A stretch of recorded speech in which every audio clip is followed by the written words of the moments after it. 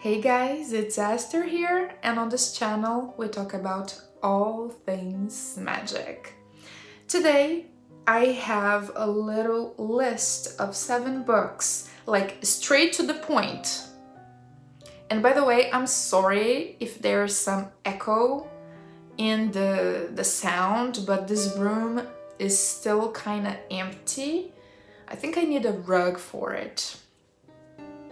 But as I was saying, I have a little list here of books that, in my humble opinion, every beginner practitioner of the craft should read.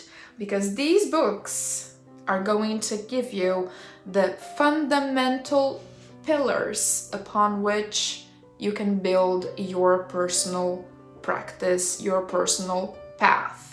All of these books are very general, so you can take the information and apply to whichever path that you choose for yourself later on.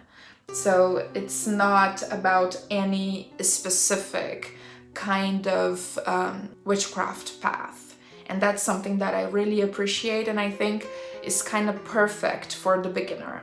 So if you are interested in magic, in manipulating energy, and you're not really sure where to start and how to start, by the way, I have a beginner's guide to magic. It is free, okay? You can just download it from a link in the description below.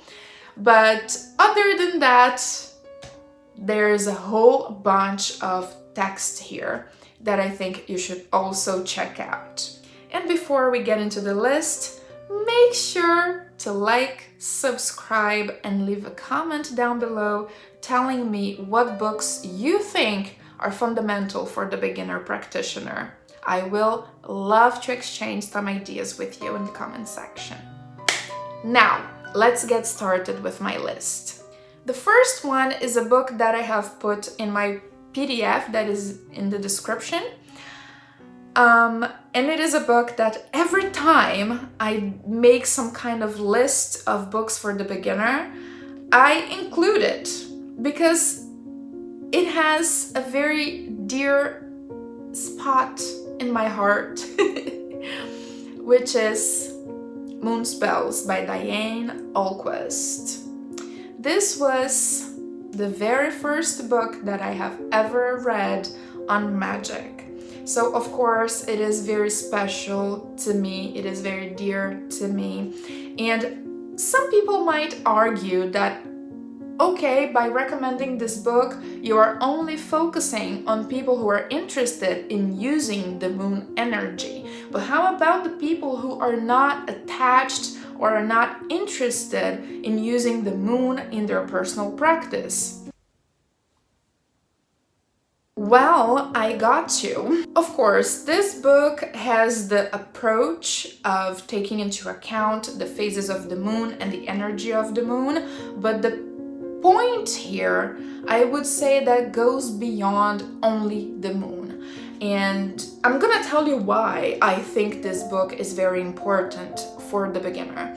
Because it talks about a bunch of correspondences. It talks about directions, it talks about how to cast a circle, talks about altered states of consciousness, it talks about setting up like the mood for a spell casting moment, it talks about crystals, talks about color correspondences, talks about even a little bit astrology, numerology. And the thing that I liked the most about this book is that, like I have mentioned at the beginning of the video, it's not focused on any particular path. It's just raw energy manipulation and like teaching you how to do it.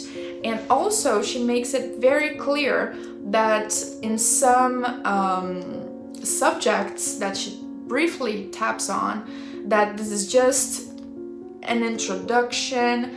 If you want to know more, go ahead and get more information, detailed and deeper information about it. This is just an intro. And there's also like days of the week. What else? Like there's a freaking checklist for you to organize yourself while spell casting so you will not forget anything and like break the energy that you are rising while you are in your circle. Magical tools, incense, crystal, element water, personal altars, and then there is a whole big session of spells to try out and give your first steps into crafting and manipulating energy. Actually, as a matter of fact, the very first spell that I have ever performed was from this book. Which one it was, I'm not gonna tell you. You see what I'm trying to say? It goes way beyond moon energy and phases of the moon. Of course, there is that, and the phases of the moon are taken into account on like basically everything. But if you're not interested in it, you can just take it out and not use it and use the rest of the information that you will find in this book. It is super inexpensive, okay? I don't remember how much I paid on it, but I bought it off of Amazon. So there you go. Fundamental pillars that you can use and shape into whatever form that you think fits your practice best. Now, moving on, we have a book that, in my humble opinion, probably has become a classic, which is none other than Psychic Witch by Matt Oren. This book, similarly to moon spells, but also very differently, but what they have in common is that this book also gives you fundamental pillars upon which to build your own practice. So let's take a look here. It's a metaphysical guide to meditation, magic, and manifestation. This book, like when you get any other book that talks about witchcraft in general, like a spell book, whatever, when you get other books that are like more practical, step by step how to do something, they often tell you, oh, ground and center, cleanse, whatever, those little things, coming from a place that the author assumes that you, the reader, already know what those terms mean. But when you are a beginner, a total, complete beginner, you don't know what those things are, let alone how to do them. But in this book, you learn what is centering and how to do it, what is grounding and how to do it. So those are very like basic staples of anyone's practice that nobody else basically is teaching how to do on any other book. Okay, I haven't yet seen any other book teaching. I would especially point out, I think it is chapter 3, yes, tuning in. This is a very important chapter. It's where he talks about grounding, centering, the alpha state of consciousness and how to get there, how to enter alpha, how to exit alpha, so you're not stuck in that mental state. Let's take a look at the table of contents, shall we? So chapter 1, the power and the sight.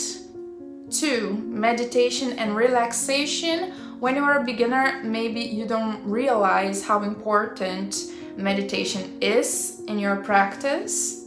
3, tuning in, extrasensory perception, purification and shielding. And in this chapter, there's something very, very important. There's energy cleansing, the power of language, and protection, which is something that the beginner tends to overlook because we are so excited and eager to get to the nitty-gritty and get our hands on really doing something that we forget that protecting ourselves is a must before anything else. When you are manipulating energy, you are raising power to work something. You are shining like a shrine.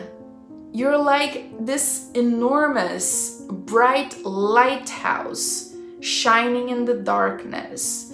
And you don't want uninvited stuff to come over and stick around.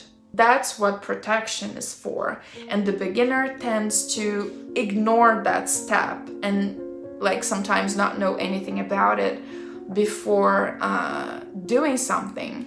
The coolest thing about this book, I would say, is that it has exercises all over it. Throughout the book, you are like kind of building up through the exercises one after the other. This is a must for any beginner. Speaking of protection, by the way, here's another classic that should be on every witch's shelves. Protection and Reversal Magic by Jason Miller. I believe, this was the first book by him that I have read in my life, and now I have, let me check, I have at least 4 or 5 of his books, and I can't get enough of Jason Miller's knowledge and experience and his writing style. I love it. I can't get enough of his books, alright? Protection and Reversal Magic was a book that I got when I started having little issues for casting spells with no protection set up. I had a little incident last year during Samhain season. I wonder why. And this book was extremely helpful. It was through this book that I was able to deal with what was happening and solve the problem. So it talks about daily practices, personal protection, protection for the home, exorcism. That was an interesting chapter. So this book not only covers like, oh, somebody sent me a hex, or I got jinxed, or I got the evil eye or something. It's not only about that. It's also like about maybe upset spirits that maybe you didn't realize and you crossed the line for them and now they are lashing out at you. This book is a must. I'm not saying that this is the only protection book that you should have. I think that protection is never too much. So if you want, you can and you should get other books as well. But this is with no doubt a very good start to get a hold of and a good grasp of how to protect yourself and your home. That should be the home of a witch, should be their fortress, all right? Nothing should get past your damn fortress. And this book is going to make sure that doesn't happen, considering that you put in practice what the text is saying, of course. Now, continuing with Jason Miller, there's another book here written by him that every beginner should read. I dare say this should be one of your very first, okay? Which is The Elements of Spellcrafting. 21 Keys to Successful Sorcery. The thing about this book, I would say that it really puts you, it teaches you, it opens your eyes to the correct mindset when it comes to practicing sorcery. Because magic, witchcraft, sorcery, it's not about lighting a candle, clapping your fingers, and then everything you want falls on your lap from the sky. And this book will make sure that you understand that and that you understand what is the state of mind and spirit that you need to be in. before you sit down and try to summon something and try to cast a spell of any kind. So let's take a look at the contents. We have things like, for example, know what magic actually does, stop making crappy goals, make sure your life is enchantable, everything matters. Matters does not mean necessary, make skillful statements of intent, emergency magic is bad magic, etc, etc, etc. This is a book that you have to have. You must have this book and read it. It's not for you just to get it and put it on your shelf and never look at it again. The information in here is fundamental for the beginner. I'm serious. The things that he talks about here will completely transform, reshape the way you view magic and the way you resort to it. To me, it was really transformative. You know, my magic definitely was not the same after reading this book. If you are, I think that even if you're not a beginner anymore, if you are intermediate or even advanced and you haven't read this book, definitely check it out because it could give you some perspective. Sometimes the biggest error of a practitioner is to think that they are too advanced to take a look at the most like basic kind of books, like the books meant for the beginners. You know, we can always learn something from every book, even if there's a lot in there that we already know. There's gonna be something that we don't. So either way, it doesn't matter which level of practicing you are, this book will definitely bring something to your practice. Now, I don't know about you, but for me personally, and for pretty much every practitioner that I have ever seen, herbs are something that you can't really avoid when you are manipulating energy and working your magic. Herbs are a part of it, a very important part. They bring their essence, they bring their spirit into the thing we're trying to accomplish through a spell. I think that a book that you could get to know the plant a little bit better is, yeah, it has flaws, yeah, it's not perfect, but you know, to begin,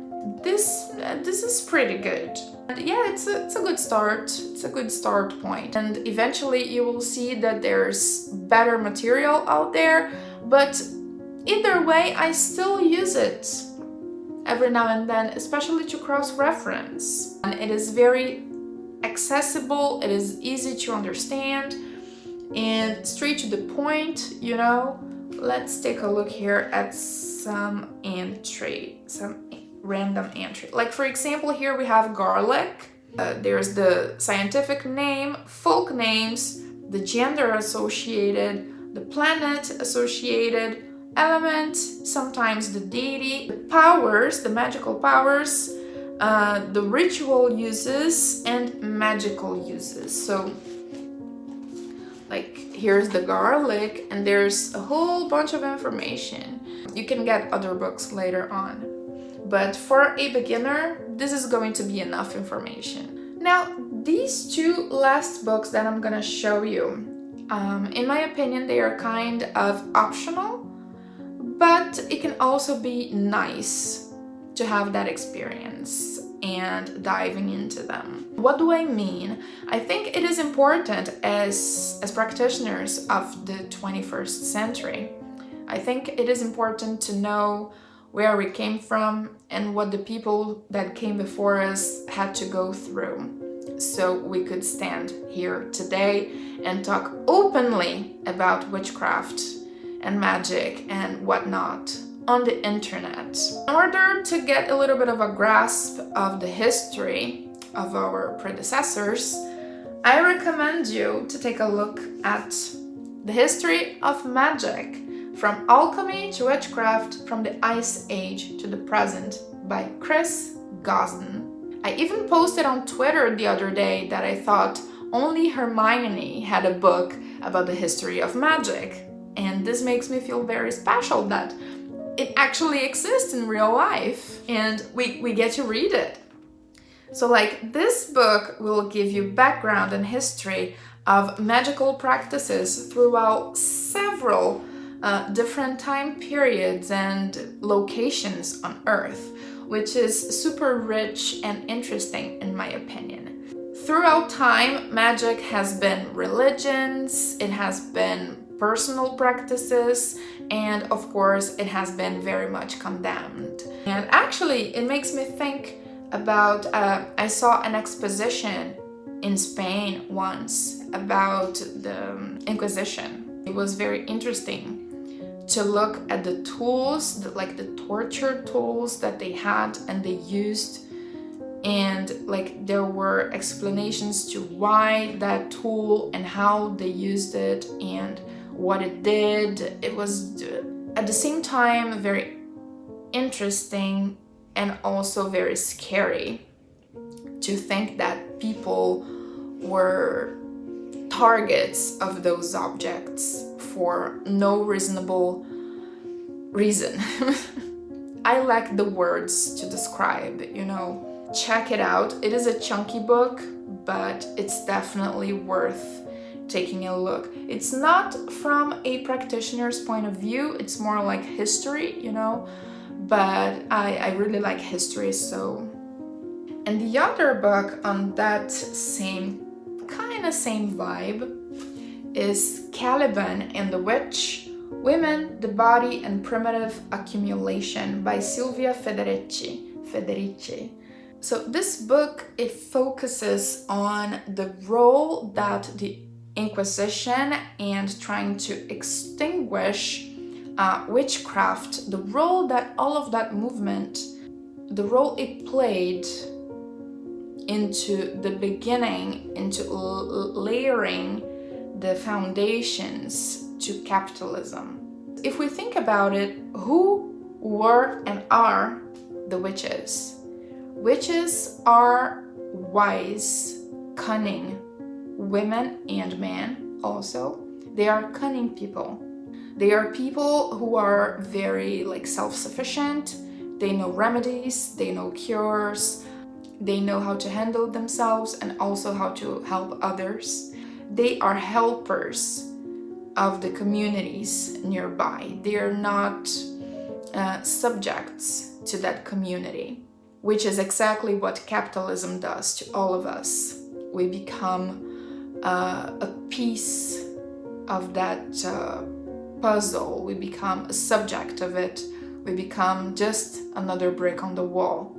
And to the economical model that was about to come, people who are self-sufficient weren't really desired, especially not women, because the witches that were persecuted and executed were mostly women. Because in her works, Silvia Federici, she talks about how Inquisition domesticated women and put them into this subservient and secondary and passive position in the households where they didn't have any more power, contrary to the witches, because being a witch was like demonic and satanic and evil and you're gonna burn at the stake. So women learned there and then to be passive and to let men lead the way. So these books, she has other books also, if I'm not mistaken, and I really recommend it. Anyone who is a witch, a woman, a feminist even, should take a look at her works. They're just fabulous researches. So yeah, this is it for today's video. I hope you have enjoyed this list of 7 books that every beginner should read. I hope these books are going to be useful to you as they have been for me.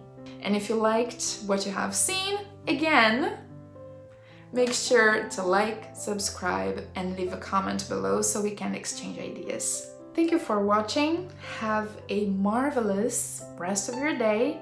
And remember, practice makes perfect. So let's get witching. Bye.